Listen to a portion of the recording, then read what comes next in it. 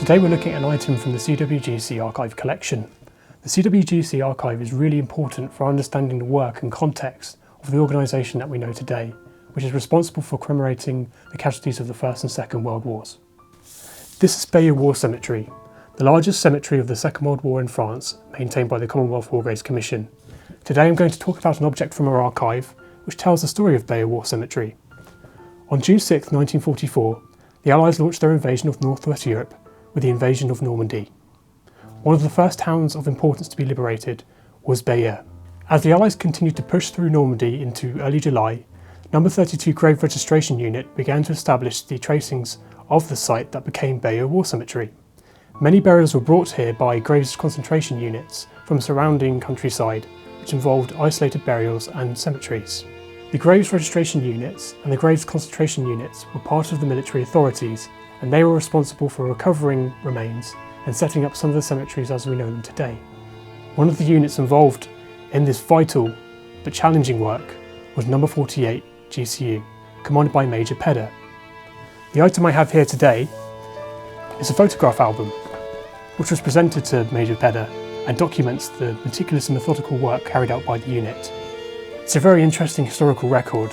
It shows how the men lived and worked and how the cemetery took shape before it was eventually handed over to the Commission in November 1947. See the name of the person who took the photographs, W. Veneman. This is a portrait of Major Pedder, who was the commander of 48 Graves Concentration Unit. Here's a shot of Bayeux Cathedral, which you can view from the War Cemetery. These are portraits of some of the officers of the unit.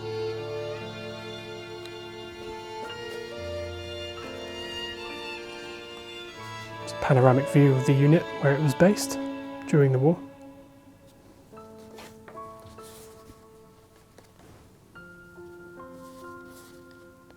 Another part of the unit HQ, which was previously occupied by military hospital units, as it explains here.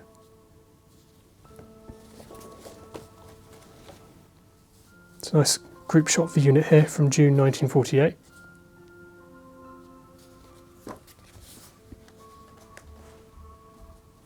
It's the full unit on parade at their unit HQ.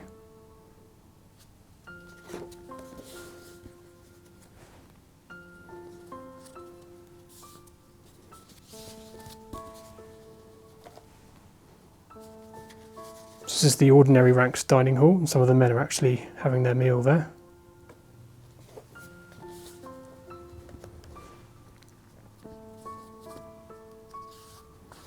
Some of the sergeants relaxing in one of the huts. Looks like there was a bar.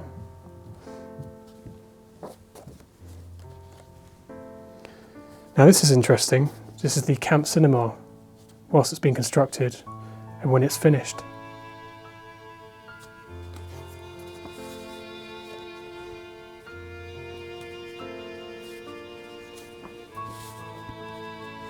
This is a section of the operations map, showing the area around Caen and Bayeux, and every single flag on this map represents an unknown casualty which the unit had to go and find and clear.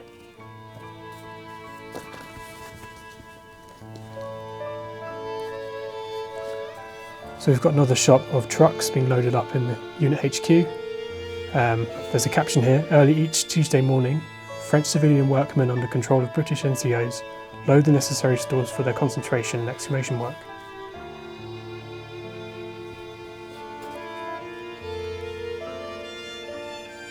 It's the War Office symbol being painted on one of the vehicles used by the unit.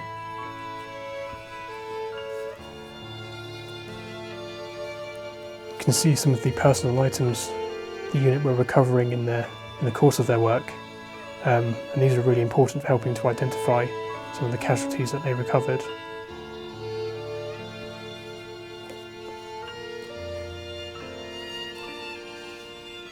So they've located an identification disc there. It's really useful for their work.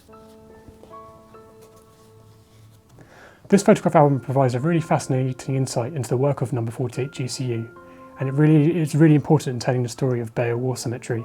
One of the images that really stands out for me is when the men found sentimental items such as some of the jewellery with the bodies. I think it goes to show that every person had a story to tell. To find out more about the casualties we commemorate and other items we hold in the CWGC archive collection, please visit our website at www.cwgc.org.